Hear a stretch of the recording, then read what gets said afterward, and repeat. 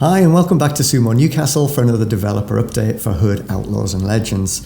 First off, it's been great seeing everyone having so much fun with the latest game update, the game mode State Heist, the PvE game mode, which rewards a far more considered approach to the heist itself and the combat, with a greater emphasis on stealth to succeed. So thanks again for all of your feedback. We're still actively trawling through the comments and suggestions on the forums, and I'm really sorry that we can't be more hands-on and answer everything specifically. It's just our hands are quite full at the minute, creating content as quickly as possible to get it to you guys.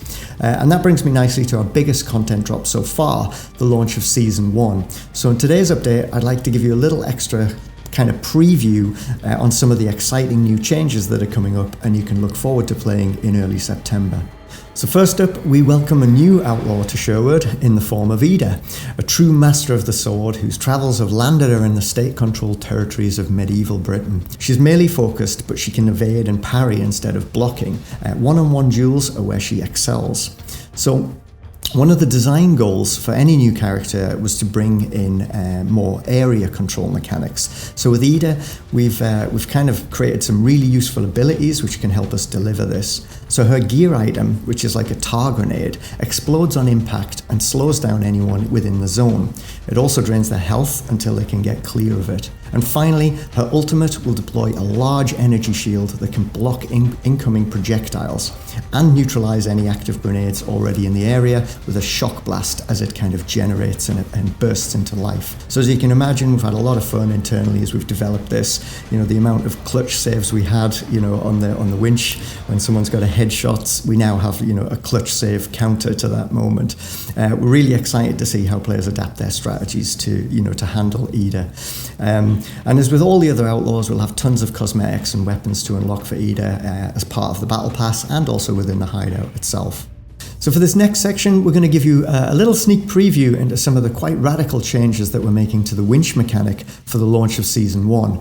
And I'm going to hand over to one of our awesome resident game designers, Nathan, for a detailed look at exactly what's changing and how this is going to shake things up. I think the most interesting winch update here is that the extraction bar is now in 2 independent bars. So there's one for each team. This means that because now your team's progress is independent, your team has to push it actively. You can't be waiting passively and letting the other team do all the work. In addition to this, you'll be rewarded progress in the extraction bar for playing the objectives. So this is claim the key first, locating and opening the vault before the other team, and carrying the treasure to the extraction device. So because of this, we've rebalanced the distances between notches on the bar, with each objective rewarding approximately 10% progress. We are confident that this new design keeps the tension and drama, but is fairer to the team that put in the most work. Cheers for that, Nathan.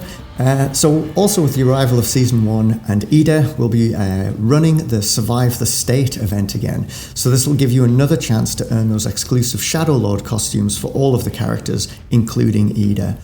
We're also in the process of updating many of the in-game menus and UI for community events to ensure that all players are kept up to date of what's happening and when, and hopefully more accurate tracking on your progress to unlocking the event exclusive items.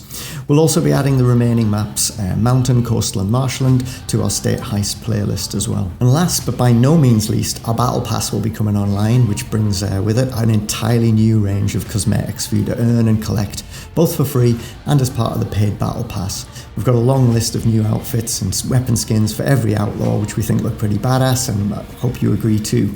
And as I've stated numerous times before, it's incredibly important to us that any paid content is entirely cosmetic. Anything that affects gameplay is free to all players. We're also introducing a range of unique banners to further customize your look, and these will be represented beside your gamer tag and also present in the hideout, as physical assets, one for each member of your squad who is currently active in the hideout and in your session. We thought, in a game all about becoming a legend, it made sense to have a more personalized symbol to be remembered by. So that's it for today. Thank you all so much for sticking around to the end of this video. We had a lot to cover today. I really can't wait to get this update out to all of you. It's got some huge improvements to the game, and it's something we've worked really hard on these past couple of months, and we can't wait to get it in your hands. We're targeting an early September release right now, so stay tuned on social media for more news and a solid release date. And I hope to speak to you again real soon. So bye for now.